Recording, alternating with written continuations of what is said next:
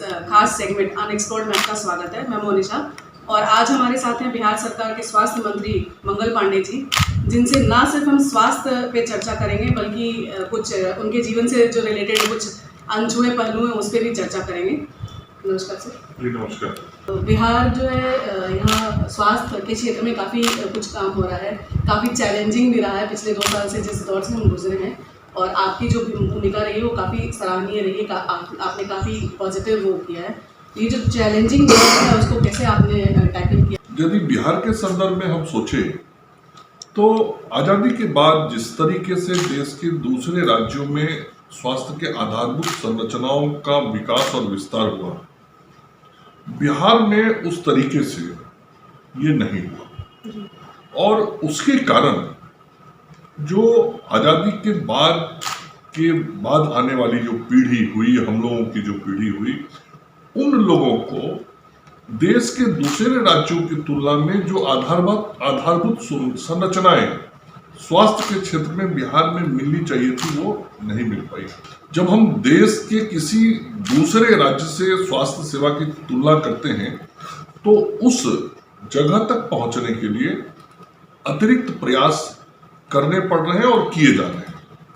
तो मैं समझता हूं कि यह चुनौती पूर्ण कार्य है, लेकिन मैं व्यक्तिगत रूप से आपको बताऊं, मेरा व्यक्तिगत जीवन ही ऐसा रहा है जहां मुझे चुनौतियों से बहुत प्यार है और कोई सीधा सपाट रास्ता पे चलना मुझे कभी पसंद नहीं हुआ।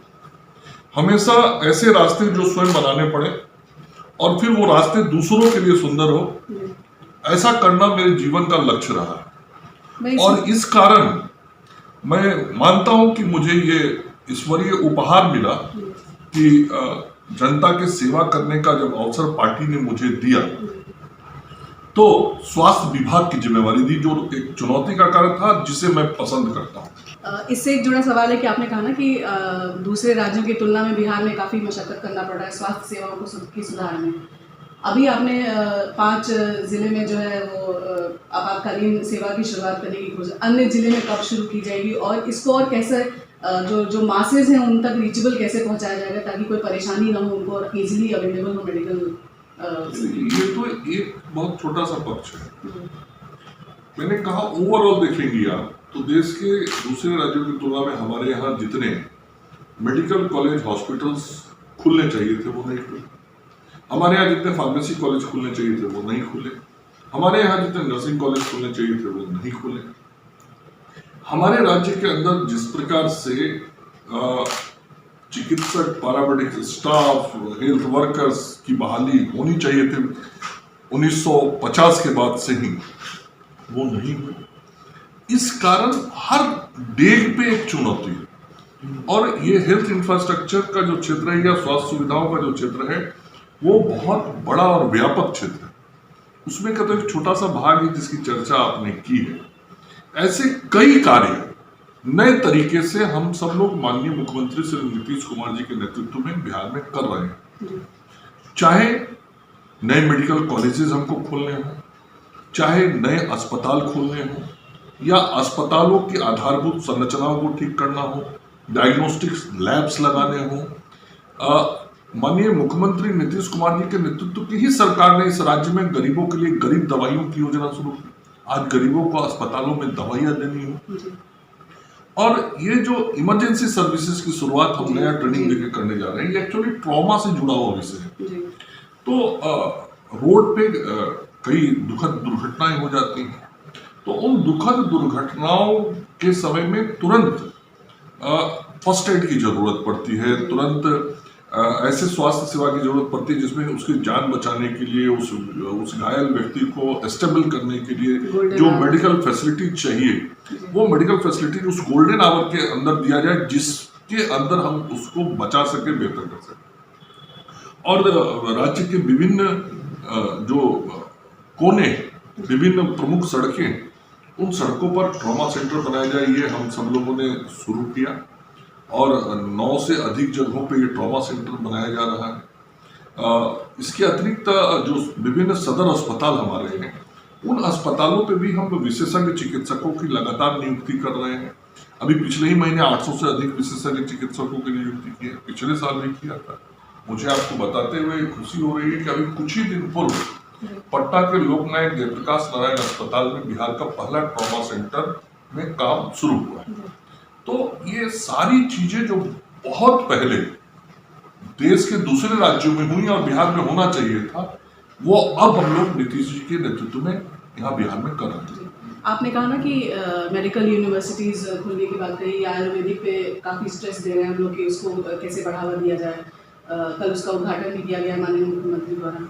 मैं इस पे जानना चाहूँगी कि युवाओं के लिए अभी क्या, जैसे यूनिवर्सिटीज़ खुलेंगी तो बाहर जाने की ज़रूरत नहीं पड़ेगी, तो ये जो क्रांतिकारी बदलाव है मेडिकल के क्षेत्र में, इससे युवाओं को क्या फ़ायदा मिलेगा? देखिए, युवाओं को शिक्षा भी मिलेगा और युवाओं को रोजगार भी मिलेगा। और बेसिक यही नीड होता है किसी यूथ का कि उसको टेक्निकल एजुकेशन ठीक से मिले, स्किल्ड एजुकेशन मिले और फिर उसकी नौकरी कहीं हो जाए, उसको काम धंधा मिल जाए।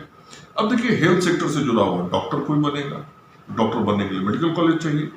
हम सब लोगों ने मेडिकल कॉलेज बनाया। जब 2005 में हमारी सरकार आई, उसके पहले इस राज्य में कुल 8 मेडिकल कॉलेज सरकारी और गैर सरकारी मिलके होते थे। आज की तारीख में वो 20 हो गए और अगले 4 साल के बाद ये 31 हो जाएंगे। तो जब मेडिकल कॉलेज बढ़ता है और एक जगह पे मेडिकल कॉलेज बनता है तो उससे कई हजार लोगों के रोजगार सृजित होते हैं एक मेडिकल कॉलेज के बनने से। तरह तरह की सुविधाओं और आवश्यकताएं उस मेडिकल कॉलेज में पढ़ने वाले, पढ़ाने वाले और हर तरह के लोगों की होती है। वहां पर एक नया इकोनॉमी क्रिएट हो जाता है, तो कई लोगों को रोजगार मिलते हैं। फिर जो डॉक्टर बनेगा, तो जो मेडिकल की पढ़ाई करने, आज लड़का हमारा बाहर जाता था और हमारे घर का पैसा बाहर दूसरे जगहों पे चला जाता था, अब वो पैसा हमारे राज्य में रह जाएगा। उसी तरीके से डॉक्टर्स की हमको जरूरत भी है। जो डॉक्टर बनेंगे हम उनको नौकरी भी यहाँ देंगे। हमारी जो पैरामेडिक्स की पढ़ाई थी वो नहीं होती थी। माननीय मुख्यमंत्री जी ने 7 निश्चय के तहत राज्य के अंदर ANM की पढ़ाई, GNM की पढ़ाई, BSc नर्सिंग की पढ़ाई, इन सारी पढ़ाइयों पर ध्यान दिया। हम सारे डिविजनल सब डिवीजन में जैसे संस्थान खोल रहे हैं। हम BSc नर्सिंग की पढ़ाई शुरू कर रहे हैं, मेडिकल कॉलेजेस में पैरामेडिकल की भी पढ़ाई करा रहे हैं। अब ये जो बच्चे बच्चियां नर्सिंग की पढ़ाई करते हैं, पहले हमारे बच्चों को बाहर जाके पढ़ के आके नौकरी के लिए भी कहीं बाहर ही जाना पड़ता था और बिहार में यदि कहीं गलती से नौकरी होती थी तो बाहर पढ़ के आना पड़ता। अब बिहार में जब हम ये शिक्षा दे रहे हैं, चाहे फार्मेसी की शिक्षा को ले लें, तो अब बिहार में ही पढ़ा रहे हैं। अब हमारे बच्चों को पढ़ने के लिए बाहर नहीं जाना पड़ रहा, ऐसी ट्रेनिंग लेने के लिए। और दूसरा, ये जब पढ़ के निकल रहे हैं तो हम बड़ी संख्या में बहाली कर रहे हैं। पिछले 3 वर्षों के अंदर राज्य में हमने करीब 17-18 हजार ANM GNM की नियुक्ति की और अगले 8 से 10 महीने के अंदर राज्य में लगभग 20,000 ANM की नियुक्ति करने जा रहे हैं। अब अगर हम कोरोना की बात करें तो 2 साल तो ऐसा रहा है कि बिल्कुल हम इस स्थिति से कैसे उभरे हैं और आपसे बेहतर इसको कोई नहीं होगी, कितना चैलेंजिंग रहा है। 8 करोड़ का लक्ष्य था टीका का, 6 करोड़ हम ऑलरेडी क्रॉस कर चुके हैं। ये जो चैलेंजिंग ये है उसका कैसे आपने वो किया है? हमारे टीके का लक्ष्य फर्स्ट डोज का 5 करोड़ 95 लाख का है जी। और हम लोग 5 करोड़ 60 लाख के आंकड़े को पार कर चुके हैं। इसके अतिरिक्त लगभग 3 करोड़ 35 लाख से अधिक सेकेंड डोज भी हम दे चुके हैं। अब जैसे जैसे ये फर्स्ट डोज लेने के बाद उनका सेकेंड डोज लेने का टाइम आएगा, हम लोग लोगों से अपील भी कर रहे हैं और पर्याप्त व्यवस्थाएं बनाए। हम तो घर तक टीका पहुंचा रहे हैं, मतलब घर घर टीका हमने शुरू कर दिया। देश की 5 राज्यों में से बिहार एक शामिल है जो सर्वाधिक टीका दिया गया है। तो हम टीकाकरण भी बढ़िया कर रहे हैं और जांच भी कर रहे हैं। देखिए, बिहार में कोरोना को हम लोगों ने बहुत हद तक रोक लिया है और बहुत हद तक रोकने के बावजूद हमने जांच में कमी नहीं आने दी। जबकि दूसरे कुछ राज्यों का जब आप आंकड़ा देखेंगी तो ध्यान में आएगा कि आज से 4-5 महीने पहले जितनी टेस्टिंग वहाँ होती थी उससे काफ़ी कम हो गया। लेकिन हम सब लोग, माननीय मुख्यमंत्री जी का बराबर ये निर्देश होता है, जांच में कमी नहीं होनी चाहिए, और अभी भी एवरेज 2 लाख टेस्ट डेली करते हैं। तो ये सारे प्रयास हैं जिसके कारण हम कोरोना के प्रभाव को काफी हद तक नियंत्रित करने में सफल हुए। इससे जुड़ा ही एक सवाल है कि अभी जैसे ओमिक्रॉन को लेकर है, तो हमारे राज्य में इसकी क्या तैयारियां हैं और हम क्या प्रिकॉशंस, लोगों को क्या प्रिकॉशंस लेने के लिए? ओमिक्रॉन एक नया वेरिएंट है, और ये जो कोरोना है, कोरोना का 5th वेरिएंट ही है, अल्फा डेल्टा ऐसे करके 4 वेरिएंट ही 5वां वेरिएंट है।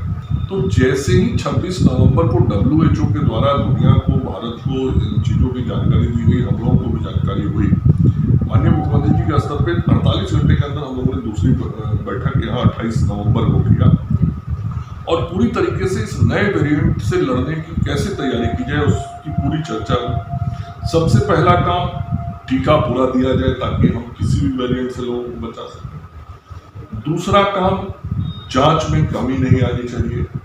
तीसरा, RT-PCR की जांच हो, आज सभी जिलों में RT-PCR की जांच की सुविधा है, और यदि जांच होने के बाद पॉजिटिव किसी का आता है तो तुरंत उसका जीनोम सीक्वेंसिंग टेस्ट कराया जाए, उसके लिए IGIMS में लैब बन गया। इसके अतिरिक्त जो हम लोगों ने सेकेंड वेव में ऑक्सीजन की कमी देखी, तो यदि कोई जरूरत ऑक्सीजन का पड़े तो उसकी दिक्कत नहीं हो, उसका रिव्यू हुआ, और 125 स्वास्थ्य संस्थानों में ये PSA प्लांट्स, जो ऑक्सीजन जनरेशन प्लांट्स हैं, वो लगा दिए गए। मैन पावर लगातार रिक्रूट हो रहे हैं। अभी 1.5 महीने के अंदर राज्य में हमने सामान्य और विशेष चिकित्सा पदाधिकारी लगभग 3000 से अधिक नियुक्त किया। तो ये सारे जो प्रयास, वो प्रयास हैं कि ओमिक्रॉन हो या कोई भी वेरिएंट हो या डेल्टा का ही कहीं प्रभाव बढ़ता हो, तो हम उससे लड़ सकें।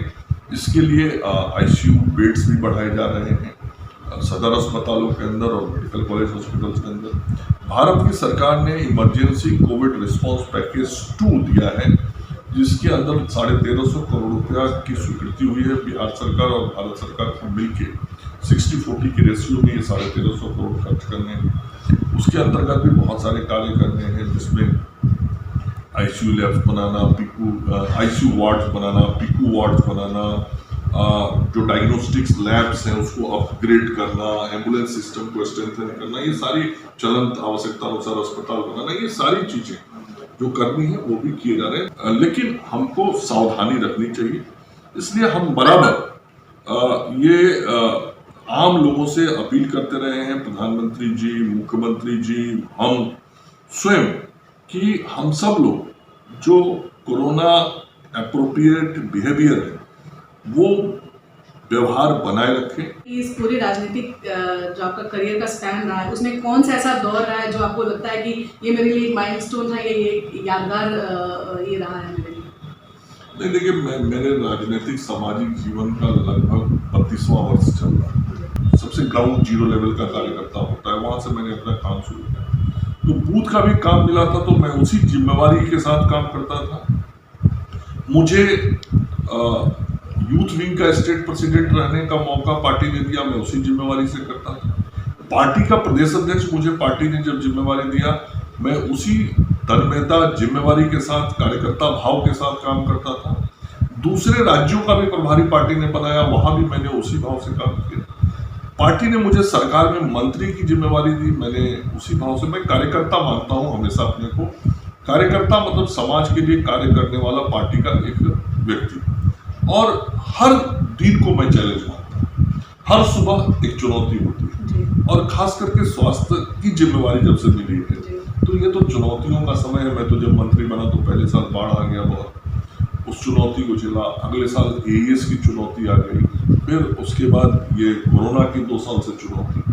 तो चुनौतियों को तो झेलता ही रहता हूँ, और चुनौतियों से आगे बढ़ना ही मेरे स्वभाव में रहता है। इन सब के बीच आप परिवार के लिए कैसे समय निकालते हैं? क्या क्वालिटी टाइम जो जिसको कहते हैं? मैं बहुत सौभाग्यशाली हूँ। आज निश्चित रूप से मैं पारिवारिक दायित्वों, जिम्मेवारियों, कार्यों, सगे संबंधियों के साथ जो पारिवारिक मेल भाव रखना होता है, इन सारे चीज़ों को मेरी पत्नी बहुत बखूबी निभाती है और मुझे उन दायित्वों से मुक्त रखती है, जिस कारण परिवार में मैं समय दे नहीं पाता और परिवार को ये परिवार के लोग एहसास नहीं कराते मुझे कि आपके नहीं समय देने से हमें कोई कठिनाई है।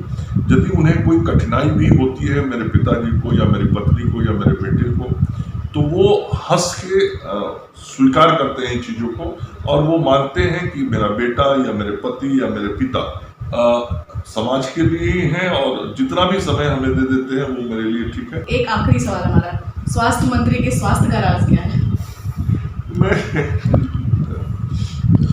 मैं सामान्य तरीके से खाता पीता हूँ, शाकाहारी आदमी हूँ और कोशिश करता हूँ कि वजन को नियंत्रित रखूँ। इसलिए कभी ये एहसास होता है कि वजन यदि बढ़ रहा है तो तुरंत भोजन को नियंत्रित कर लेता हूँ। और जब से अब मेरी उम्र 49 वर्ष की हो रही है, तो जब से 45 के आगे बढ़ा हूँ तो हर साल एक बार चिकित्सकों से स्वास्थ्य परीक्षण पूरी तरीके से करा लेता हूँ ताकि कहीं कोई दिक्कत हो तो ध्यान में आ जाए। मैं जरूर विगत कुछ वर्षों से मधुमेह का रोगी हो गया हूँ, डायबिटिक हो गया हूँ, लेकिन वो भी चेहरे से इसलिए नहीं दिखता है कि मैं चिकित्सकों के परामर्श के साथ जीता रहता हूँ। और काम यदि करना है, सामान्यतः मैं 15 घंटे काम करता हूँ, तो 15 घंटे 16 घंटे यदि काम करने हैं तो शरीर को तो स्वस्थ रखना ही पड़ेगा। इसलिए थोड़ा अलर्ट भी रहता हूँ कि थोड़ा सा भी यदि कोई कठिनाई दिखती है तो मैं तुरंत चिकित्सकों का भी सलाह लेता हूँ और स्वास्थ्य के प्रति निश्चित रूप से थोड़ा अतिरिक्त अपने आप से केयर करता हूँ। YouTube ऐप पर बेल आइकन दबाएं और iNext लाइव के कोई भी वीडियो मिस ना करें।